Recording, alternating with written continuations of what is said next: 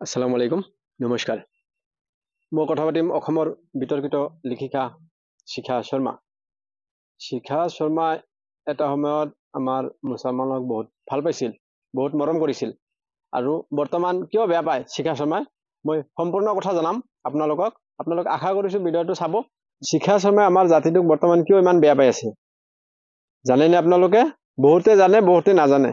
এটা সময়ত আমাৰ মুছলমান এলেকাত তেখেতে বহুত গেছে চৰ অঞ্চলত মুৰ্গী খাইছে লোকেল ডিমা খাইছে ভাত পানী খাইছে চাহ পানী খাইছে আমাৰ মুছলমান এলেকাত যায় নামাজ পঢ়িছে ৰোজা ৰাখিছে ইফতাৰ কৰিছে তেখেতে চেহেৰি খাইছে আমাৰ মুছলমান এলেকাত ৰাজহুৱা বাবদ যায় তেখেতে আজান দিছে তেখেতে আমাৰ মুছলমানে যেতিয়া খাওয়া পিনা কৰিছিল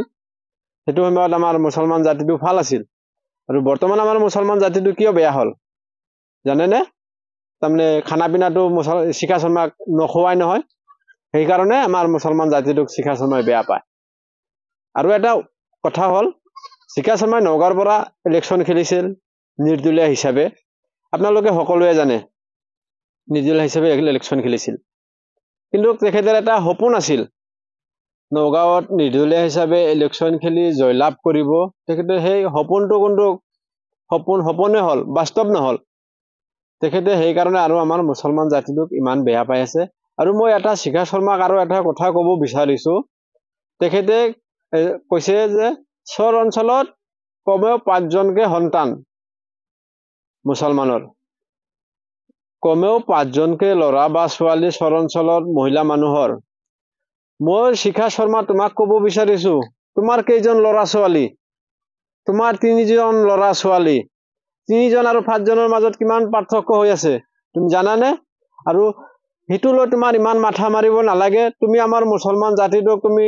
খানা পিনা নেদিয়া নহয় তুমি ইমান কিয় মাথা মাৰিব লাগে কাৰ কেইজন পৰিয়াল হিতুলৈ তোমাৰ মাথা মাৰিব নালাগে মুছলমান জাতিটো কি খাই আছে কি পিন্ধি আছে হিতু তুমি কিয় ইমান বিতৰ্ক কৰি আছা অসমত 1,40,00,000 মুছলমান মানুহ আছে সেই মুছলমানৰ কোনো তুমি অভিভাৱক নহয় তুমি আমাৰ মুছলমানৰ একো নহয় তোমাক এটা সময়ত আমাৰ মুছলমান জাতিয়ে ভাল পাইছিল তুমি সেইটো সময়ত ভাল আছিলা বৰ্তমান তোমাক কিয় ইমান বেয়া পায় আমাৰ মুছলমান জাতিক তুমি জানা নিজেই তুমি কমেন্ট বক্স চাবাচোন তোমাৰ কমেন্ট বক্সে কিমান মানুহে কি কয় নকয় মই হেতু ক'বলৈ নাযাও তুমি চাবাচোন এটা সময় তুমি কেনেকুৱা আছিলা আজিৰ পৰা 2 বছৰ 3 বছৰ 4 বছৰ আগত তুমি কেনেকুৱা আছিলা আৰু তুমি বৰ্তমান কেনেকুৱা আছা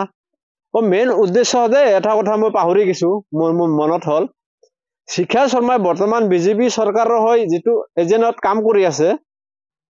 হেতু শিখা শৰ্মাই ভাবিছে যে এটা ইউডবত বা কংগ্ৰেছত টিকেট মুক দিব বা নেদিয়ে হেতু পিছৰ কথা